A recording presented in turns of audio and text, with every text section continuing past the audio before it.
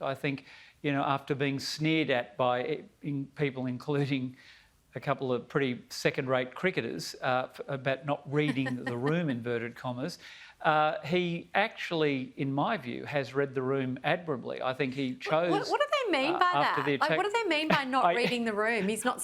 What's he supposed to say? Like, is he supposed to say, "Oh, I'm sorry that I have faith"? Like, that's just a ridiculous comment. Yeah, agreed. And it struck me that I think it got personal for him, I think, with the attack on his wife in particular.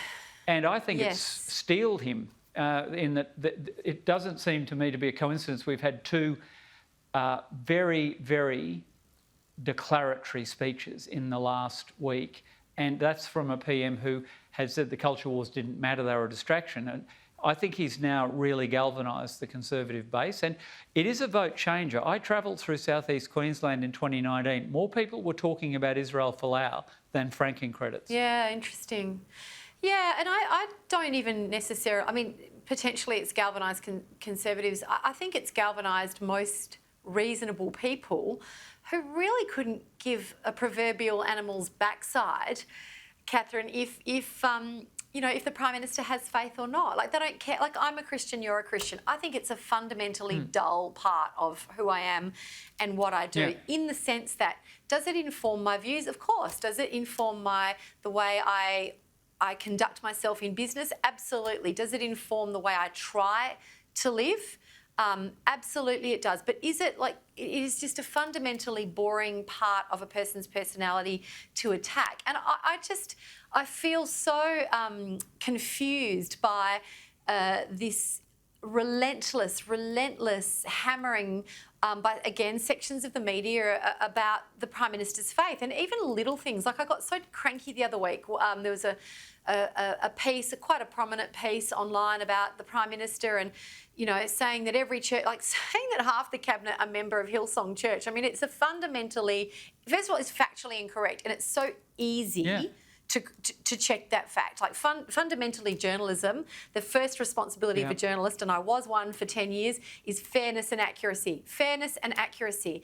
And there's this hysteria around the fact that our Prime Minister is a Christian, and there was never any hysteria around Kevin Rudd when he held doorstop after doorstop after his Sunday church service. I think it was St John's in Canberra or something like that. Correct me if I'm wrong, but it was very dull and boring and almost logistic and operational, if you like.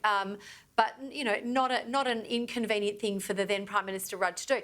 And here we have this breathlessness that our Prime Minister, whose faith has never been a secret, goes to a conference and does Christian things with a faith he's never kept a secret. Like, I just don't see the big deal about it at all. I know the Prime Minister has this week spoken at a Jewish event. I find it, like, I get attacked for my faith occasionally, Catherine. Occasionally, it's water off a duck's back for me. But I'm not an elected. I'm not leading the nation. But I don't know about you. I would rather have a Prime Minister who professes to a code of values. He's not perfect. No one's going to be perfect. I just feel like this is, when you said backfire, I think perhaps the better way to look at it, or a different way to look at it, is it has simply shaken a lot of people from their complacency, because most people want to live and let live. Most people are like, you do you, go to church, don't go to church, but that's your prerogative. But nobody, I think in Australian culture, we don't expect people to change. No one's, the Prime Minister isn't thumping a table going, everybody must be Christian. That's not what's going on here. No. And look, just quickly, you're back in the West now after your sojourn in Sydney. I gather the latest lockdown has damaged McGowan's standing to some extent. After those stellar ratings, I think there's some growing impatience now with the response to very minor outbreaks. One case, I gather, and a snap lockdown. One case.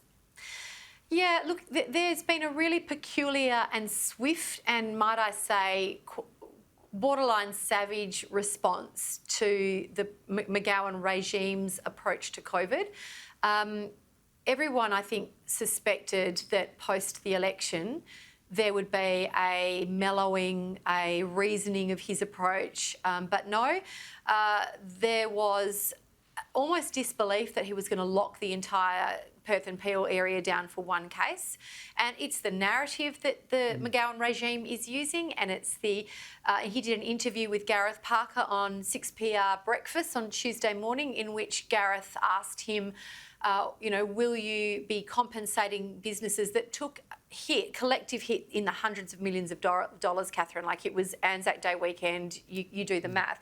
And the Premier's response was dismissive. The Premier's response, and I'm paraphrasing, was, oh, it's too hard, so they're just going to have to, too bad. It's too hard, so too bad. And this is the government sitting on an extraordinary, eye-watering war chest of iron ore royalties. So in their announcement this week, they've sort of softened and said, businesses affected can apply to have compensation of up to $2,000. It's a savage reaction. Businesses have, without question, come out, and even just families are doing the same thing. Why?